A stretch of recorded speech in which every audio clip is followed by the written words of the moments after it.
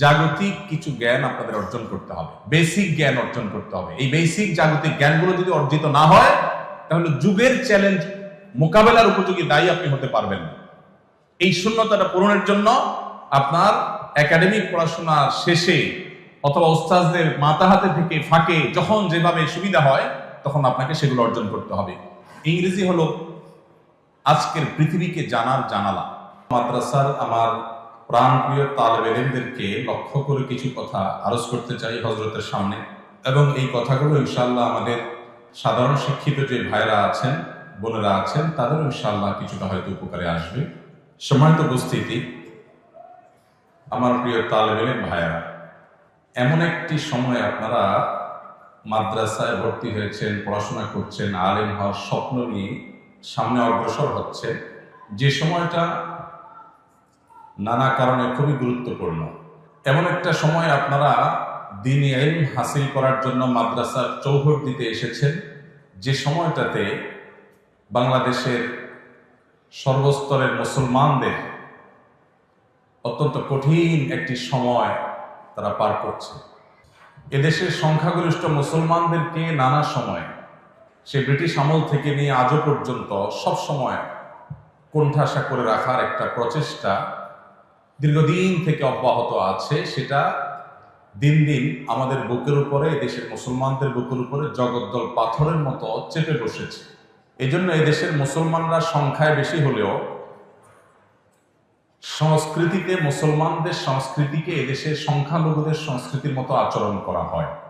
এরকম কঠিন সময় আপনাদের হতে হবে একাধারে মুখলিস, নিষ্ঠাবান, যুগ সচেতন, সময়ের চ্যালেঞ্জ মোকাবেলার উপযোগী, কোরআন এবং হাদিসের গভীর পাণ্ডিত্য অর্জনকারী আলেমে দ্বীন।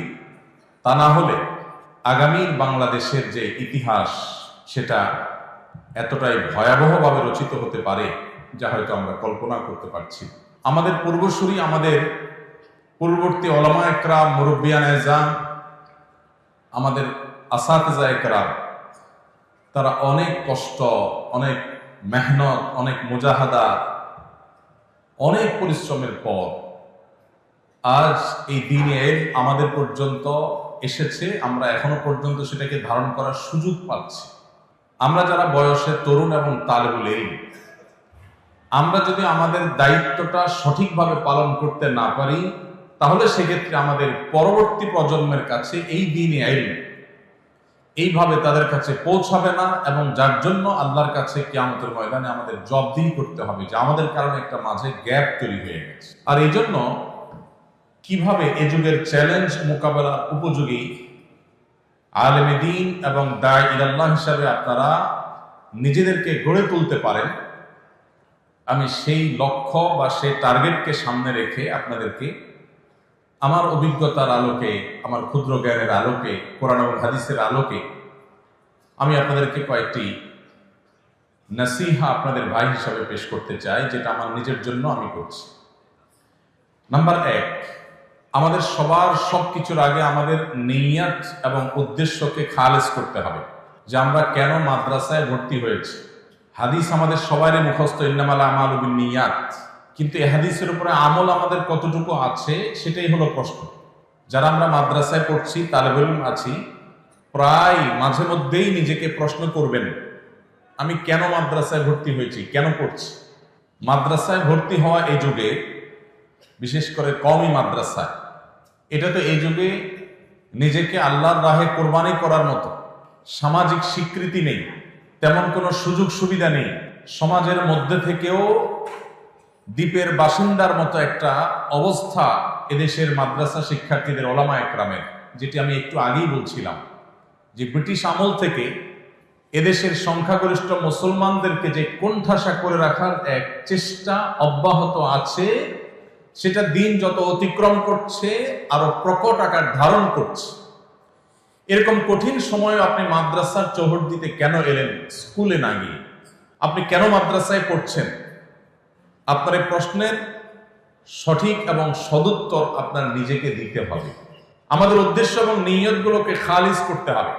মাদ্রাসায় পড়ার মতো এরকম ত্যাগ, এরকম কোরবানির পরও আমাদের উদ্দেশ্যের মধ্যে অনেক সময় ভেজাল থাকে। বিশেষ করে তালেবুল ইলম যারা আছেন আজকাল, মোবাইল আপনাদের বেশিরভাগকে আসক্ত করে ফেলেছে। এইরকম একটা কঠিন সময়ে একটা ব্যাধি আমাদের তালেবুল ইলমদের মধ্যে দেখা যায়, সেটা হলো মাদ্রাসায় যারা পড়েন, কওমি মাদ্রাসায় যারা পড়েন, তাদেরও একটা উল্লেখযোগ্য সংখ্যক, আমরা যখন মাদ্রাসায় পড়তাম তখন কিছু ছাত্রদের স্বপ্ন থাকতো বক্তা হওয়ার।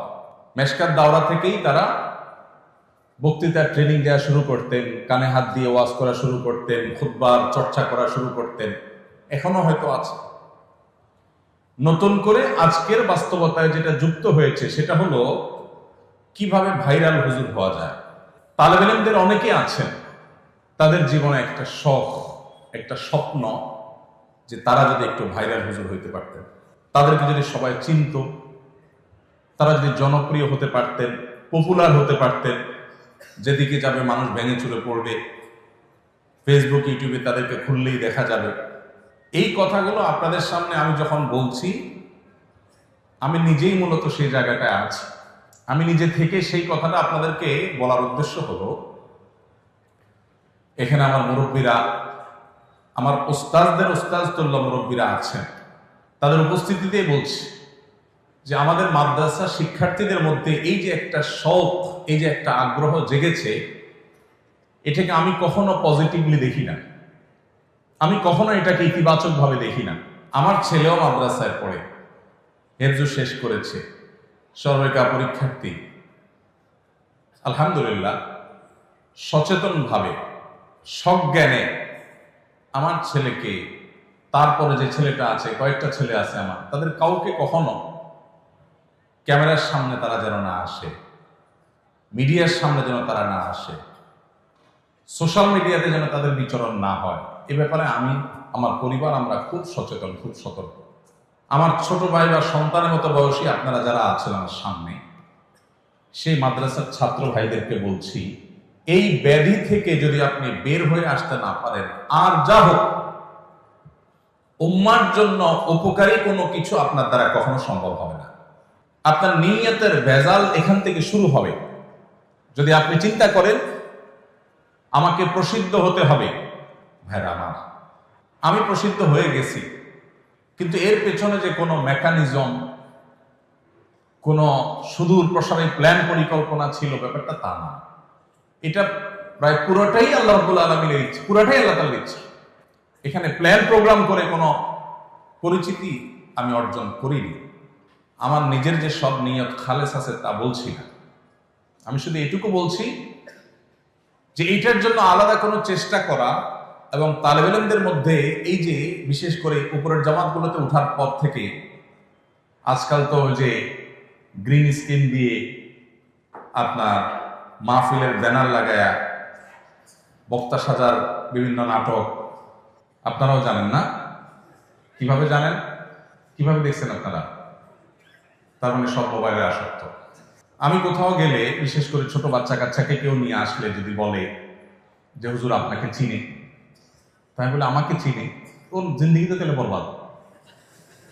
কারণ আমাকে কোনো বাচ্চা মানুষ চেনা মানে ওর লাইফ বরবাদ হয়ে গেছে, এর মানে এই ছেলে মোবাইলে আসক্ত। তো লক্ষণ খারাপ। মা বাপ তো মনে করে এটা বললে আমি খুশি হয়ে যাব, তার বাচ্চা আমাকে চিনে। আমার বাচ্চা, আপনার বাচ্চা আমাকে চিনে, এর মানে হলো আপনি দায়িত্বশীল অভিভাবক না, আপনি আপনার বাচ্চাকে মোবাইলে আসক্ত করে ফেলেছেন। আলহামদুলিল্লাহ, আমি আমার বাচ্চাদেরকে মোবাইল থেকে দূরে রেখেছি, এখনো পর্যন্ত তারা দূরে, অনেক বড় হয়ে গেছে বয়সে, এখনো পর্যন্ত মোবাইল থেকে দূরে তারা, আলহামদুলিল্লাহ। সামনে কি হয়ে যায় না, এখনো পর্যন্ত চেষ্টা করছে।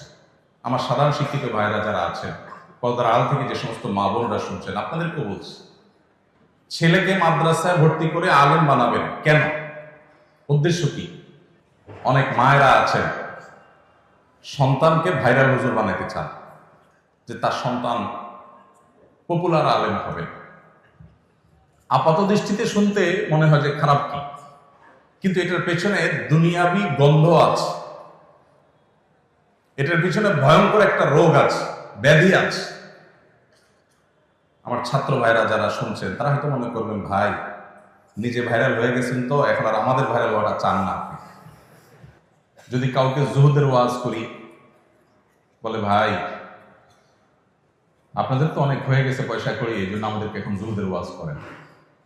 ভাইরা আমার, আল্লাহ রাব্বুল আলামিন আমাদেরকে দ্বীনে ইলম অর্জন করার এই নেয়ামত যাদেরকে দান করেছেন, এই নেয়ামতটা অনেক বড় নেয়ামত।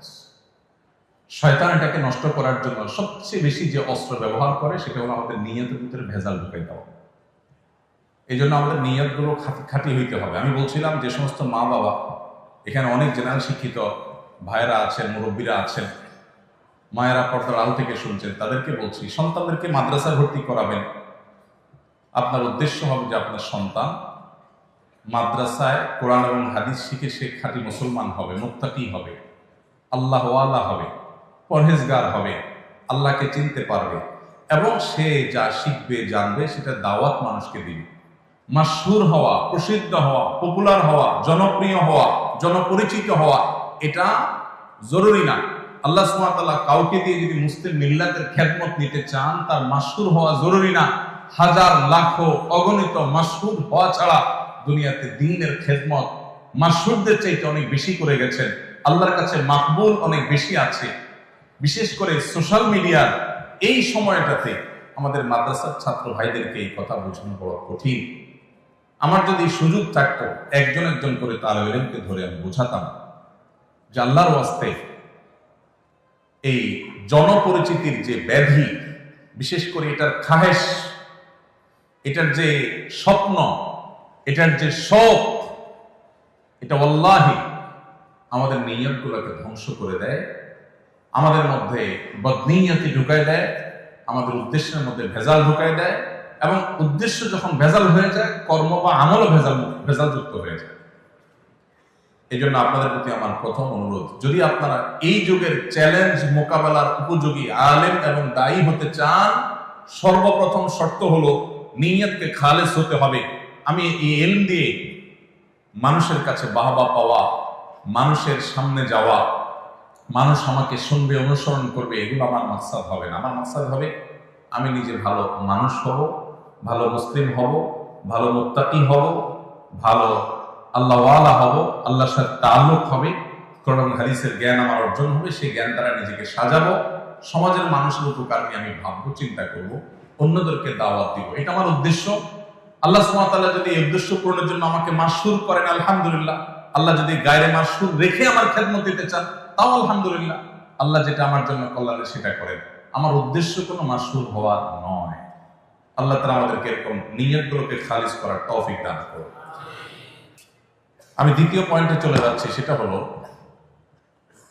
এই যুগে আমাদের মাদ্রাসার ছাত্র ভাইদের মধ্যে ইলমি সালাহিয়াত, একাডেমিক যোগ্যতা, এটাকে খুব বেশি বলিষ্ঠ করতে, শক্ত করতে এবং শানিত করতে দেখা যায় না, খুব কম। আমাদের অনেক ছাত্র ভাইরা আছেন যারা মাশাআল্লাহ অনেক মেধাবী, তারা চেষ্টা করলেই তারা অনেক বড় কিছু হতে পারে। ছাত্র জীবনে আমার একটা প্রিয় কিতাব ছিল তালিমুল মুতাআল্লিম। এখন এটা নেশাবে আছে কিনা জানি না, আমাদের সময় ছিল, এখনো আছে আলহামদুলিল্লাহ। তালিমুল মুতাআল্লিম এই কিতাবটা সবসময় সাথে থাকতো ছাত্র জীবনে। আর কিতাবের উপর একটা শের আমি লিখে রেখেছিলাম আমার হাতে। শেরটা হলো ওয়ালাম আরা ফি উয়ুবিন নাসি আইবা কানাকসিল কাদিরিন আলা তামাম। একজন মানুষ অনেক বড় মানুষ হতে পারে, অনেক যোগ্য মানুষ হতে পারে, কিন্তু তার কোতাহির কারণে, তার অলসতার কারণে, তার দুর্বলতার কারণে, তার নিজের ত্রুটির কারণে সে সেই জায়গায় যেতে পারলো না। এর চাইতে বড় অভাগা, হতভাগা, এর চাইতে বড় দোষী আর কেউ হতে পারে না। নবুয়তের রাস্তা বন্ধ হয়ে গেছে, নবী আর আসবেন না, সাহাবী হওয়ার সুযোগ আর নাই। কিন্তু যুগের ইমাম, আল্লামা, মুজাদ্দিদ, এই জায়গাগুলোকে শেষ হয়ে গেছে না, কিয়ামত পর্যন্ত এই জায়গাগুলো ফিল আপ হওয়ার সুযোগ আছে। তাহলে আমি সেই জায়গায় যাওয়ার জন্য আমার একাডেমিক যোগ্যতাটা হলো ফাউন্ডেশনের মতো, অর্থাৎ দার্সি কিতাবগুলো হল করে, শুধুমাত্র কিতাব না, পুরো বিষয়কে ভালোভাবে রপ্ত করে তারপর সামনে অগ্রসর হওয়া, এটা হলো সিঁড়ির মতো। আপনি একটা সিঁড়িতে ভালো করে শক্ত করে যদি দাঁড়াতে পারেন, তাহলে আরেকটা সিঁড়িতে আপনি পা রাখতে পারবেন। আর যদি প্রথম সিঁড়িতে পা রাখার পর আপনি দুর্বলভাবে দাঁড়ান, শক্তভাবে দাঁড়াইতে না পারেন, শরীরের ভারটাকে ভালো করে ওখানে আপনি প্রতিষ্ঠিত করতে না পারেন, তাহলে পরের সিঁড়িতে যেতে পারবেন না। এভাবে একটা একটা সিঁড়ি পার হয়ে মানুষ উপরে যেতে হয়। আপনি যদি এ যুগে বাংলাদেশের মুসলমান সহ গোটা বিশ্বে মুসলমানদের যে কঠিন দুরবস্থা চলছে, এই দুরবস্থায় আপনি কান্ডারির ভূমিকা যদি অবতীর্ণ হতে চান, আপনি যদি এই যুগের চ্যালেঞ্জ মোকাবেলার জন্য উপযোগী দায়ী আল্লাহ হতে চান, তাহলে আপনার একাডেমিক যোগ্যতা, দর্শি কিতাবগুলো হল করার বিষয়টাতে আপনাকে সবচেয়ে বেশি মনোযোগী হতে হবে। আমি আমার ছাত্র জীবন সম্পর্কে কথার ফাঁকে ফাঁকে দুই চারটা কথা আপনাদেরকে বলবো, এই গল্পগুলো শোনানো আপনাদেরকে উৎসাহিত করবার জন্য। আমি ছাত্র জীবনে যশোর জামিয়া ইসলামিয়া যখন পড়ি, আমার মনে আছে আমি সাইকেলে করে যেতাম আর আসতাম। ওই সাইকেলে করে যাওয়ার সময়ও যে মহল্লা দিয়ে যেতাম, খুব একটা গাড়ি ঘোড়া ছিল না, সকালে ঘুরে যেতাম, তখনও মাঝে মধ্যে সম্ভবত মেশকাত জামাতের সময় নখবতুল ফিকার, এটা আমার ছোট কিতাব ছিল, ওইটা এরকম খোলা রেখে পড়তে পড়তে যেতাম। মাঝে মধ্যে একটু দেখতাম, আবার বন্ধ করে নিতাম, আবার ওটা ফিকির করতে করতে যেতাম। ইস্তেমার ময়দানে গেছি, আমার মনে আছে নেব্রাস পুরা কিতাবে হিফজ করেছি আমি শুরু থেকে শেষ পর্যন্ত, এবং মুখস্থ করেছি, এবং সেটার উল্লেখযোগ্য অংশ ইস্তেমার ময়দানে। আমাদের এখন ছাত্র ভাইরা ওই যে ভাইরাল রোগে আগে থেকে ধরে, মনে করে যে সুরটা দরকার, চেহারাটা দরকার, সুন্দর ছবি দরকার, মেকআপ করা দরকার, ক্যামেরা বোঝা দরকার, ফেসবুক শেখা দরকার, এগুলো শুরু থেকে শুরু করে দেয়, এবং এর কারণে আমাদের ধ্বংস শুরু হয়ে যায়। এই জন্য আপনাদের কাছে আমার অনুরোধ, দর্শি কিতাবের প্রতি আপনাদের মনোযোগের বাইরে এই মুহূর্তে আর কোনো দিকে মনোযোগ দেওয়ার দরকার নাই। পরিপূর্ণ মনোযোগ দেন, এটা হলো আপনার ফাউন্ডেশন। এটার ভিত্তি যদি মজবুত হয়, তাহলে এটার উপরে অনেক বড় বিল্ডিং হতে পারে। আর এই ফাউন্ডেশন যদি দুর্বল হয়, আপনার বাহ্যিক যোগ্যতা যতই হোক না কেন, আপনি কখনো উম্মার বড় কোনো খেদমত আপনি করতে পারবেন না। এই জন্য আপনাদের প্রতি আমার দ্বিতীয় অনুরোধ হলো, আপনারা আপনাদের দর্শি কিতাবগুলোর প্রতি, ক্লাসের বইয়ের প্রতি, সাবজেক্টের প্রতি আপনাদের সবচেয়ে বেশি মনোযোগ হবে। অন্য বিষয়ের প্রতি মনোযোগ যেন এই মুহূর্তে ছাত্র জীবনে খুব বেশি না হয়। যেটুকু হবে উস্তাদদের মাথা হাতে হবে, উস্তাদদের ইরশাদ এবং তাওজীহের আলোকে হবে, নিজে থেকে না। নাম্বার 3, আমলি মশক, এটাও এখন দুর্ভিক্ষ হয়ে গেছে। আমাদের ছাত্র ভাইয়েরা যদি তাদের ব্যক্তিগত আমলের ক্ষেত্রে তারা ভালো করতে না পারেন, তারা কখনো উম্মার কান্ডারি হতে পারবেন না।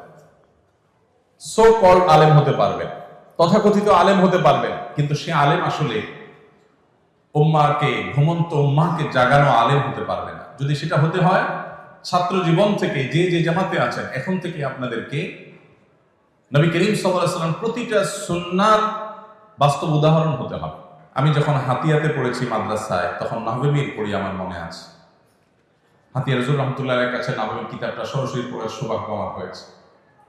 আমার তখন মনে পড়ে, আমি অনেক ছোট ছিলাম তখন, ফয়জুল উলুম হাতিয়া মাদ্রাসার ছাত্রদের প্রায় শতভাগ ছাত্ররাই তাহাজ্জুদ গুজার ছিলেন। তাহাজ্জুদ ছাড়া কোনো ছাত্র মাদ্রাসায় এটা তসব্বুরও করা যেত না, এবং এটার জন্য কোনো ওস্তাদ কোনোদিন ডাকতেন না। আমি দেখি নাই কোনো ওস্তাদ তাহাজ্জুদের জন্য ছাত্রদেরকে ডাকছেন। কিন্তু তাহাজ্জুদের সময় প্রথম আমি যখন নতুন গেছি, দেখলাম যে সবাই উঠে যায়, আমি একা শুয়ে থাকি। এরপর আমারও আদত হয়ে গেল, দেখলাম যে শতভাগ ছাত্ররা তাহাজ্জুদে উঠে গেছে, এবং ভোর রাতে যে রোনাজারি, যে কান্নাকাটি শোনা যেত, সেটা এখন বোধ হয় মাদ্রাসাগুলোতে শোনার হরিণ হয়ে গেছে। ভাইরা আমার, আল্লাহ রাব্বুল আলামিনের সাথে তাআল্লুক যদি তালেবে ইলমি জামানা থেকে না হয়, এটা পরে খুব বেশি একটা হয় না। মায়ের পেট থেকে যদি কোনো সন্তান হাত পা নিয়ে না আসে, এই সন্তানের পরবর্তীতে আর হাত পা হয় না। মাদ্রাসার চৌহদ্দি থেকে যদি আমলি তরবিয়ত না হয়, তাহলে পরবর্তীতে এগুলো আর হয়ে ওঠে না খুব বেশি, ইল্লা মা রাহিমা রাব্বি। এই জন্য আপনাদের প্রতি আমার তৃতীয় অনুরোধ হলো, আমলি জিন্দেগি করবেন। এখানে যারা তালেবে ইলমরা আছেন, আমি একটা সার্ভে করতে চাই, যদি আপনারা মন খারাপ না করেন, আসাদুজ্জা একরাম যদি মনে কষ্ট না নেন, সেটা হলো, আজকে কি বার? শনিবার। এই যে বৃহস্পতিবার গেল মাত্র 2 দিন আগে, এই বৃহস্পতিবারে রোজা রাখা সুন্নত। এই রোজাগুলো কারা কারা রাখছেন ভাইরা? হাত তোলেন। গত বৃহস্পতিবারে যারা যারা রোজা রাখছেন, আপনি কি মাদ্রাসায় পড়েন? হ্যাঁ, এই জন্য আপনি রাখছেন। বলেন মাদ্রাসা ভাইরা হাত তোলেন। বৃহস্পতিবারে, গত বৃহস্পতিবারে সুন্নাত রোজা রাখছেন, মাসনুন রোজা রাখছেন, আছে কই?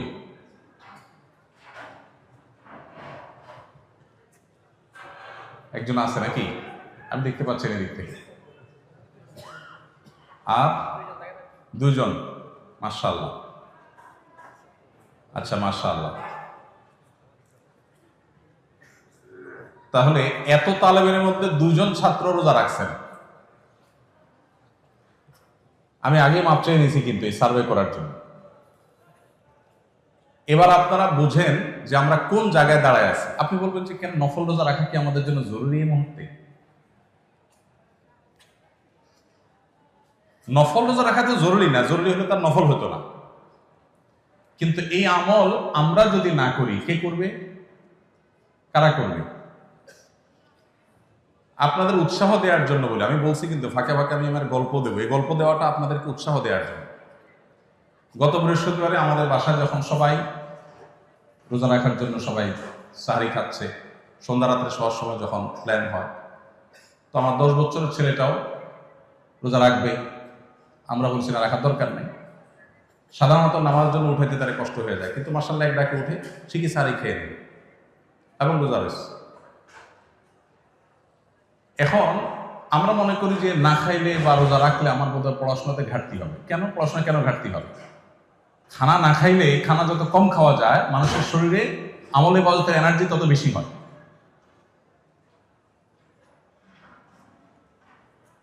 আমি এরকম যদি আরো অনেকগুলো আমল নিয়ে সার্ভে করি, আমার হাতে সময় নাই, তাহলে আমাদের প্রকৃত চিত্রটা ফুটে উঠবে। আমার ছাত্র জীবনে, আমি তো অনেক ছোট ছিলাম তখন, হাতিয়ার কথা যখন বলছি, আমার মনে পড়ে যে আমাদের ছাত্র ভাইয়েরা, এরকম ছাত্র ভাইয়েরা অনেকেই ছিলেন যারা তাদের আমল দেখে, আমলের পরিবেশ দেখে, আমরা যারা বাহির থেকে আসছি মাদ্রাসার ভেতরে ঢোকার পর আমল পরিবর্তন হয়ে গেছে, যে আমি কোন জায়গায় তারা কোন জায়গায়। ভাইরা আমার, আমাদের অনেক ছাত্র ভাইরা আছেন যারা আমাদের ব্যক্তিগত যে নফল আমল, এমনকি গুনাহ থেকে বেঁচে থাকার যে আবশ্যকীয়তা আছে, এটা আমার অনেক ছাত্র ভাইরা বুঝি না। একটা সার্ভে করলে আপনারা এখানে কেউ হয়তো আমাকে সাড়া দিবেন না, সেটা হলো মাদ্রাসায়, এই মাদ্রাসায় কি মোবাইল রাখার অনুমতি আছে? নাই, নিষিদ্ধ। এরপরেও তলে তলে রাখেন, এরকম যারা আছেন তারা কি হাত তোলার হিম্মত আছে এখানে? নাই। অতএব এই অসাধ্য সাধন করার দরকার নেই আমার, থাক, এটা নিয়ে আমরা আলোচনায় না যাই। কিন্তু আপনি একটু বলেন তো, মাদ্রাসার নিজামে যখন কোনো কিছু নিষিদ্ধ হয়, সেই নিষিদ্ধটা মানাটা আমাদের জন্য জরুরি নাকি জরুরি না? শরআন জরুরি কি জরুরি না? এই যে নিষিদ্ধটা আমরা অমান্য করি, আর যদি কারোর কাছে থাকেও, নিশ্চয়ই তিনি কোনো ধানাই পানাই করে, কোনো ছল ছাতুরি করে সেটাকে লুকাবার চেষ্টা করে। এটা কি মুসলমান সুলভ কাজ? আমার কথা কি বুঝতে পারছেন? আপনারা কষ্ট পাচ্ছেন বেশি? আপনারা মনে করছেন যে আমি শুধু পাম্পট্টিমূলক কথা বলে চলে যাব, অপারেশন করবো, এটা চিন্তা করেননি। ভাইরা আমার, একজন তালিবুল ইলম কি মিথ্যা কথা বলতে পারে? পারে। মাদ্রাসার জিন্দেগি থেকে যদি আমাদের মধ্যে তাকওয়ার চর্চা না হয়, আমি আগেই বলছি, বাকি জিন্দেগিতে তাকওয়ার চর্চা এটা খুব কঠিন। এই জন্য আপনাদের এখন থেকে প্রতিজ্ঞা করতে হবে, কোরআনে যা পড়ছেন, হাদিস থেকে যা পাচ্ছেন, উস্তাদদের থেকে যা শিখছেন, এটার আমল এখন থেকে শুরু হইতে হবে, আজকে থেকে শুরু হইতে হবে, শতভাগ শুরু হইতে হবে। কোনো প্রকার কোতাহি করা যাবে না। কোন ছাত্র ভাই কি করছে, কেউ করছে না, সেটা আপনার দেখার দরকার না, আপনি একা করবেন। মনে রাখবেন, যুগ পরিবর্তনের জন্য হাজার হাজার মানুষের প্রয়োজন হয়, অল্প সংখ্যক মানুষের প্রয়োজন হয়। আপনি ফরিদুকা ফিহাদ আল আসর ফিহাদিল মাদ্রাসা হন, যে আপনি একা, অনন্য, অন্য কেউ হয়তো করে না। এখানে জুতা রাখার কি তরতিব আছে জানি না আমি, বা মসজিদে যাওয়ার সময় জুতা, বাইরে কিছু জুতা তো থাকে, তো বাইরে এসে যেটা রেডি পান ওইটা পায়ে নিয়ে দৌড় দেওয়ার রোগ আছে না অনেক তালেবের মধ্যে? একজন বলছে বহুত বহুত, তার মানে অনেক রোগ আছে। আচ্ছা, এটা কি শরআন জায়েজ কাজ না জায়েজ কাজ? কারোর জিনিস তার অনুমতি নেওয়া ছাড়া জায়েজ আছে? কিন্তু এটা যখন আমরা করছি, আমাদের মধ্যে এই ভাবনাই নেই আমাদের মধ্যে এই অনুভূতিই নেই, এই আহসাসই নেই যে আমি একটা গুনাহের কাজ করছি। এরকম বহু গুনাহ আমি তালেব ইলম হয়ে করছি, আর এই গুনাহের সমুদ্রের মধ্যে নিমজ্জিত থেকে আমি উম্মার কান্ডারি হওয়ার চিন্তা করছি। ওয়াল্লাহি এটা দিবা স্বপ্ন। এগুলো হয়তো ছোটখাটো বিষয় আপনার কাছে মনে হয়, কিন্তু ছোটখাটো বিষয় না। ইমানদারের জিন্দেগিতে কোনো ছোটখাটো বিষয় বলতে কিছু নেই ভাইরা আমার। সেজন্য তৃতীয় যে অনুরোধটা আপনাদের প্রতি আমার থাকবে সেটা হলো, কোরআন এবং হাদিসের বাস্তব উদাহরণ হয়ে যান। কোরআন এবং হাদিসের একেবারে মূর্ত প্রতীক হয়ে যান, বাস্তব নমুনা হয়ে যান। যা জানবেন সেটা এখন থেকে আমল শুরু করে দিবেন, যেটা যখন শিখছেন শুনছেন সেটা তখন থেকে আমল শুরু করে দিবেন। আল্লাহ তাআলা আমাদেরকে আমলের তৌফিক দান করুন। ভাইরা আমার, আমলের বড় দুর্ভিক্ষ চলছে, বড় দুর্ভিক্ষ চলছে। শেষ কবে আল্লাহর কাছে রোনাজারি করে কেঁদেছেন? আমি যদি এখন জিজ্ঞেস করি হয়তো অল্প সংখ্যক ভাইদের হাত উঠবে, কিন্তু এটা দুর্ভাগ্যজনক।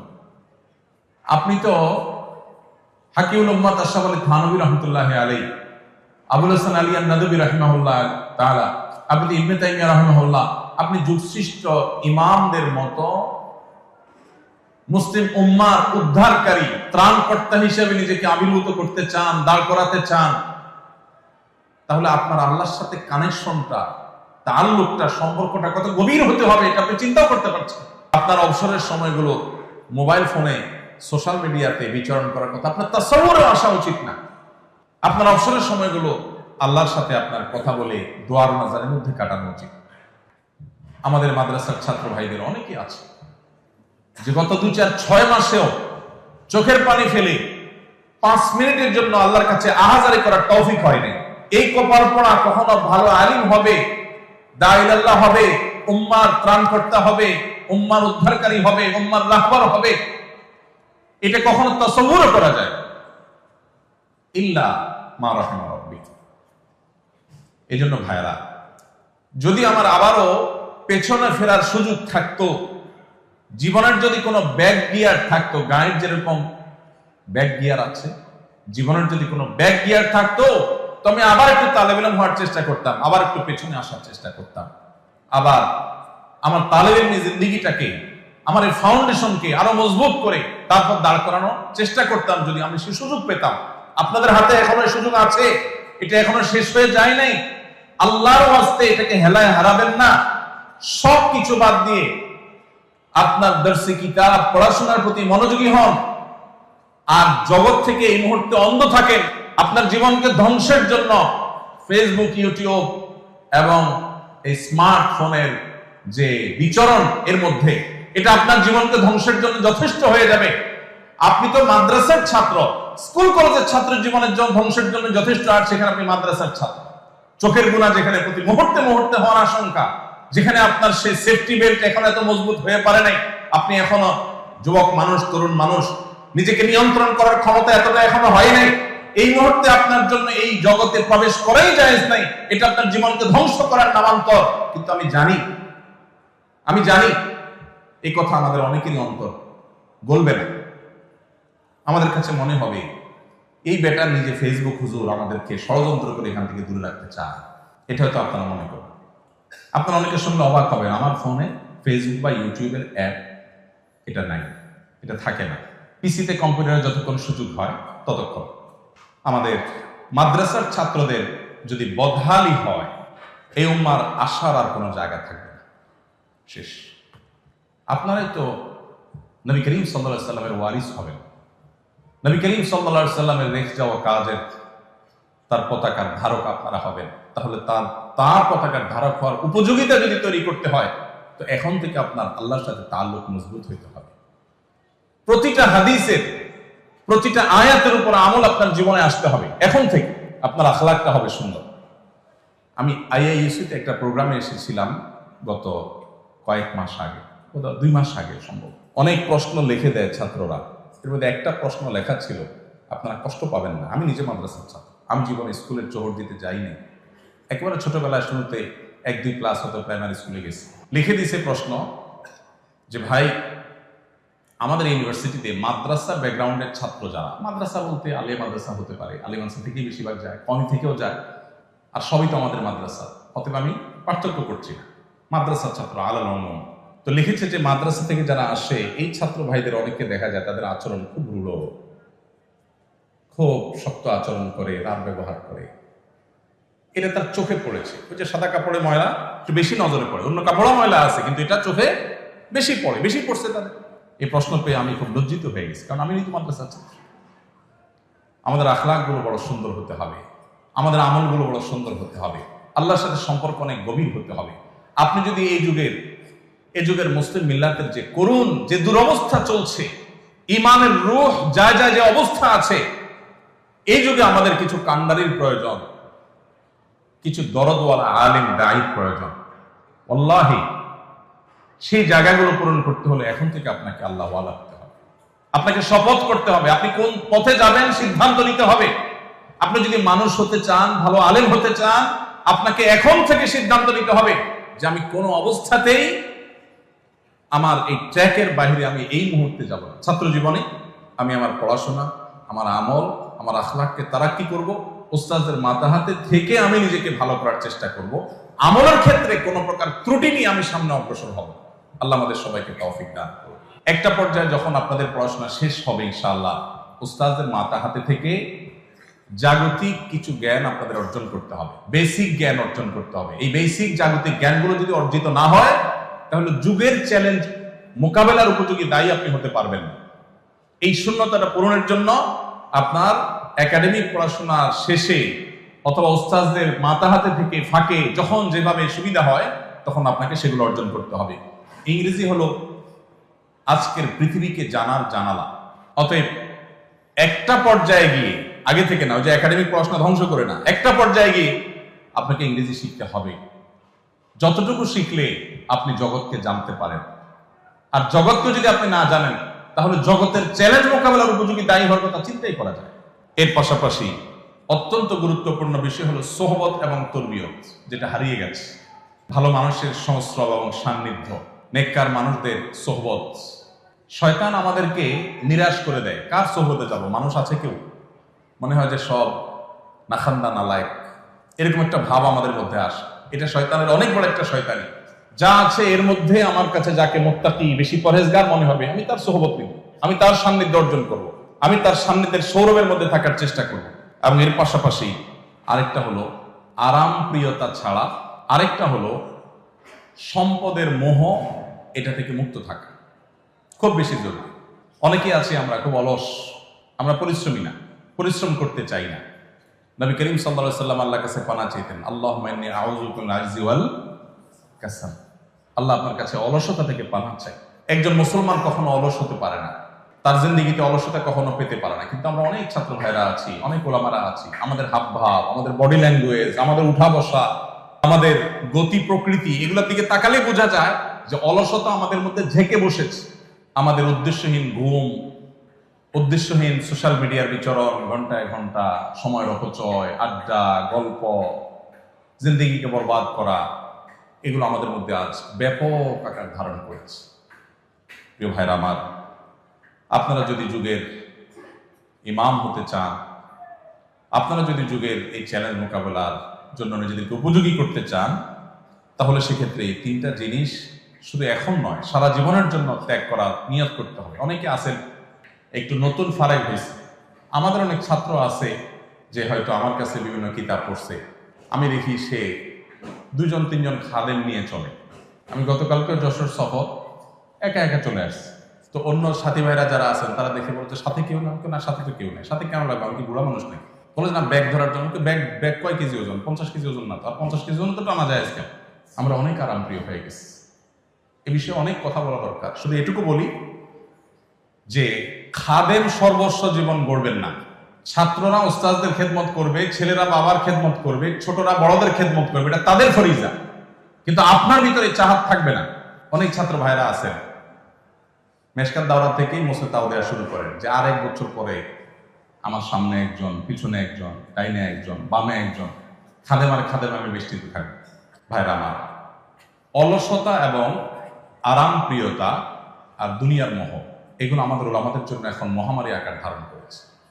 দুনিয়ার মোহর কথাটা এই জন্য বললাম যে অনেকে আছেন তাদের জীবনে বড় ফিকির, ওই যে বললাম বক্তা হইতে হবে, মেশকাত দাওরায় গেলে বক্তা বক্তা হলে লাভ বেশি, পয়সা বেশি, বক্তাদের ইনকাম বেশি। আমি ঢাকায় যখন দারুল সাদ মাদ্রাসায় পড়াই শুরুর দিকে, আমার তখন মাদ্রাসা থেকে আমি বেতন পাইতাম শুরুর দিকে 2800 টাকা, পরে 3000 টাকা। এই অবস্থা আমি বিবাহ শাদী করেছি। এরপরে মসজিদের ইমামতের জিম্মাদারি আসলো, সেখান থেকে সামান্য কিছু টাকা পাইতাম। আলহামদুলিল্লাহ, এটা দিয়ে চলছে। বহুদিন এমন হয়েছে যে একটা ডিম 2 ভাগ করে বা 3 ভাগ করে সবাই মিলে খেয়েছি। আমার আলিয়ার সঙ্গে আমরা এখনো আলাপ করি। একদিনের জন্য আমাদের নিজেদেরকে অভাবী মনে হয় না। আলহামদুলিল্লাহ, অভাবটা একটা মনের ব্যাপার। নবী করিম সাল্লাল্লাহু আলাইহি ওয়াসাল্লাম বলেছেন, লাইসাল গিনা বিকাসরাতিল আউদ ওয়ালাকিন্নাল গিনা গিনান নাফস। অনেক সম্পদ হলে মানে ধনী হয় না, ধনী হওয়াটা মনের ব্যাপার। আমার যা আছে এটাতে আমি হ্যাপি, আলহামদুলিল্লাহ। আমি কারোর সাথে কম্পেয়ার করি না, আমি অন্যের সাথে নিজেকে ছোট মনে করি না, তুচ্ছ মনে করি না, এবং সেটার সাথে কম্পেয়ারই করতে চাই না আমি। এটা হলো সচ্ছলতা। আর লাখ লাখ কোটি কোটি টাকা থাকার পরও আমার চেয়ে আরো বড় যিনি, তার দিকে তাকায় নিজেকে অভাবী মনে হয়, এটা হলো ফকিরগিরি, অভাবী। তো যারা নবীদের ওয়ারিস হবেন, যারা দাঈর আল্লাহ হবেন, তাদের মধ্যে এই মাল কামানোর চিন্তা, সম্পদশালী হওয়ার বাসনা থাকবে না। আল্লাহ সুবহানাহু ওয়া তাআলা দিয়ে দিয়েছেন, হয়ে গেছে, ভিন্ন বিষয়। কিন্তু নিজে থেকে এটার জন্য আগ্রহ এবং পাগল করা থাকা, লালায়িত থাকা, এটা কোনো ওয়ারাসাতুল আম্বিয়ার শান হতে পারে না। এটা আপনাদের জিন্দেগিতে প্রোফাইল থেকে এখন থেকে এটাকে মুছে নেন, যেটা আমার জীবনের টার্গেট না। আল্লাহ সুবহানাহু ওয়া তাআলা রাজ্জাক, অতএব তিনি আমাকে পালবেন, কখনো কষ্টে কখনো সুখে দিন যাবে, এটা বিষয় না। আমি আমার মিশন নিয়ে সামনে আগাবো। দেখবেন আল্লাহ তাআলা অনেক খেদমত দিবেন। নজরকে বড় করেন, নজরকে উঁচু করেন, দুনিয়া এবং তুচ্ছ বিষয়ের প্রতি নজর রাখবেন না। আল্লাহ আমাদেরকে তৌফিক দান করুন। সেই সাথে আল্লাহ যখন ফারেগ হওয়ার তৌফিক দিবেন, এমনকি তালেবে ইলমি জামানাতেও যাদের সুযোগ আছে, সবার জন্য বলছি না, কিছু কাজ বিনা পয়সায় করার চেষ্টা করবেন। আল্লাহ যখন ফারাগাতের পরে তৌফিক দিবেন, দাওরাহ হাদিস শেষ করে, তাহাজ্জুদ শেষ করে যখন আমলে যাবেন, খেদমতের ময়দানে যাবেন, 2-1টা কাজ হলেও রাখবেন এমন যে এটার কোনো পয়সা নিবেন না। হাল্লাকা সিররুন ইনদাল্লাহ, এর মধ্যে থাকবে যেটা আমি আল্লাহর জন্য শুধু করছি। টাকা নিয়ে করলেই যে আবার গায়রুল্লাহর জন্য হয়ে যাচ্ছে, আমি তা বলছি না। আমি বলছি যে কিছু কিছু সিক্রেট, কিছু কিছু সির আপনার নিজের মধ্যে রাখেন, এবং কিছু কিছু কাজ করেন যেগুলো আপনি মানুষের কাছে প্রকাশ্য করবেন না। বিশেষ করে এই যুগের তালেবে ইলমদের, এই যুগের নতুন মুতাখাররিজ যারা আমরা, তাদের জন্য এই জিনিসটা আমার কাছে খুব গুরুত্বপূর্ণ মনে হয়। আমি ব্যাখ্যায় গেলাম না, সময় আমার হাতে একেবারেই নাই। এবং সেই সাথে কর্মজীবনে যখন যাবেন, আমি আমার ক্ষুদ্র অভিজ্ঞতার আলোকে বলছি, তখন দুনিয়াবি বিষয় মশওয়ারা করার জন্য আল্লাহর ভয় আছে, মুত্তাকি পরহেজগার, দুনিয়ার ব্যাপারে খুব ভালো বোঝেন এরকম হুঁশিয়ার মানুষদের পরামর্শ, তাদের আইডিয়াস, তাদের উপদেশ, অ্যাডভাইস, এগুলোকে গ্রহণ করবে। অনেক সময় আমাদের মাদ্রাসার ছাত্রদের, নবীন আলেমদের অনেকের মধ্যে এই রোগ দেখা যায় যে নিজেকে সর্বা মনে করে। এখনো পর্যন্ত আলহামদুলিল্লাহ প্রতিটি পা ফেলার আগে আমি চেষ্টা করি, আমরা যাদের সাথে মশওয়ারা করাকে মুনাসিব মনে করি, তাদের সাথে মশওয়ারা করে তারপরে পা ফেলা। প্রতিটা পদক্ষেপ, ছোট বড় সিদ্ধান্ত যতটুকু সম্ভব হয় আমরা চেষ্টা করি মশওয়ারার বাইরে যেন পা না ফেলি। আমাদের তরুণদের মধ্যে, মাদ্রাসার ছাত্রদের মধ্যে, এমনকি মাদ্রাসার ছাত্রের বাইরেও জানা শিক্ষিত ভাইদের মধ্যে আজকাল পরামর্শ না করার একটা প্রবণতা আসছে। নিজের রায়, নিজের ফিকির, নিজের বুঝ, এটাকেই সর্বসম্রা আমরা মনে করছি। মাদ্রাসার ছাত্রদের জন্য এটা আরো বেশি জরুরি। এই জন্য যখন কর্মজীবনে প্রবেশ করবেন, বিশেষ করে নবীন ফারেগ আলেম যারা হবেন ইনশাআল্লাহ, তখন দুনিয়াবী বিষয়গুলো, দুনিয়া খুব ভালো বোঝেন এরকম পণ্ডিত, আবার একই সাথে উনি মুত্তাকি পরহেজগার, এরকম মানুষদের মশওয়ারা করে চলবেন। দেখবেন ইনশাআল্লাহ আপনার জীবনে ভুল ভাল কম হবে। আল্লাহ তাআলা হেফাজতে রাখবেন। আল্লাহ মশওয়ারাতে বরকত রেখেছেন। ইস্তেশারা, ইস্তেখারা, এই দুইটা জিনিস কন্টিনিউয়াসলি করে যেতে হবে। এবং সর্বশেষ দুটি পয়েন্ট বলতে চাই। তার একটি হলো, আল্লাহ রাব্বুল আলামিন যখন তৌফিক দিবেন ফারাগাতের পর, এমনকি তালেবে ইলমি জামানাতেও যখন ছুটিতে বাড়িতে যাবেন, পড়াশোনার থেকে একটু ফারাগতের সুযোগ পাবেন, এই সময়টাতে মানব সেবা করার চেষ্টা করবেন, খেদমতে খালকের চেষ্টা করবেন। আমরা যদি উম্মতের নেতৃত্বের আসনে আসতে চাই, তাহলে উম্মার জন্য সব দিক থেকে নিজেদেরকে মুফিদ প্রমাণ করতে হবে, উপকারী প্রমাণ করতে হবে। মানব সেবা বা খেদমতে খালকের জন্য পয়সার প্রয়োজন নাই। আমরা মনে করি যে টাকা পয়সা পাবো কই? সেবার জন্য তো টাকা দরকার। সেবার জন্য টাকার দরকার, সেবার জন্য মানসিকতা দরকার, ফিকির দরকার। আপনার মসজিদের আশেপাশে যে রাস্তাঘাটে ময়লাগুলো পড়ে আছে, 2-4 জন লোক সাথে নিয়ে সেগুলো পরিষ্কার করা, পরিচ্ছন্ন করা শুরু করে দেন। এই যে একটা অভিযান শুরু করবেন, এটা হবে আপনার মানব সেবা। আমাদের নবী করিম সাল্লাল্লাহু আলাইহি সাল্লাম তিনি তার শৈশব থেকেই মানুষের সেবা করা, মানুষের খেদমত করার কাজে নিয়োজিত থাকতেন।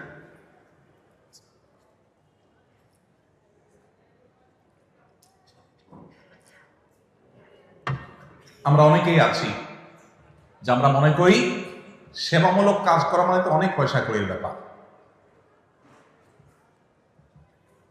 ওলামা একরাম যদি মানব সেবায় মনোযোগী না হন, কারা মনোযোগী হবে? আপনি যদি আপনার সাধ্য অনুযায়ী গরিব অভাবী মানুষের পাশে দাঁড়ান, যখন কোনো মসজিদে আল্লাহ তাআলা জিম্মাদারি দিবেন, ওই মসজিদে শুধুমাত্র ধনীদের তালিকা থাকবে না, গরিবদের তালিকা যেন থাকে। ধনীরা কে কয় বস্তা সিমেন্ট দিবে, কে কত টাকা দিবে মসজিদের জন্য, শুধু সেই তালিকা যেন না থাকে, গরিবদের জন্য তালিকা থাকে। এবং গরিবদের অভাব মোচনের জন্য আপনার নানাবিধ উদ্যোগ থাকা দরকার, নানাবিধ কাজ থাকা দরকার। আমাদেরকে উম্মতের সেবামূলক কাজের নেতৃত্ব আমাদের হাতে নিতে হবে। আজকে আসুন্নাহ ফাউন্ডেশন দেখেন আপনারা বা শুনেন, আল্লাহ রাব্বুল আলামিন আমাকে যখন বুঝজ্ঞান দিয়েছেন তখন থেকে আমি চেষ্টা করতাম কিভাবে মানুষ উপকার করা যায়, কিভাবে একটা ভালো কাজ করা যায়, কিভাবে একটা খেদমত খালক করা যায়। এর আগে আমি বিভিন্ন জায়গায় বলেছি, 2006 বা 2007 সময় যখন সিডর হয়েছিল, সিডরে খুলনার একটা বিশাল অংশ জুড়ে যখন অনেক ক্ষয়ক্ষতি হয়েছে, মানুষের ঘর বাড়ি ইত্যাদি, তখন আমি মণিপুরে বাইতুল ফালাহ মসজিদে তখন আমি জিম্মাদারিতে ছিলাম। এখন মাওলানা মাহবুব আলী সাহেব সেখানে আছেন, ওনাকে আমি রেখে গেছিলাম।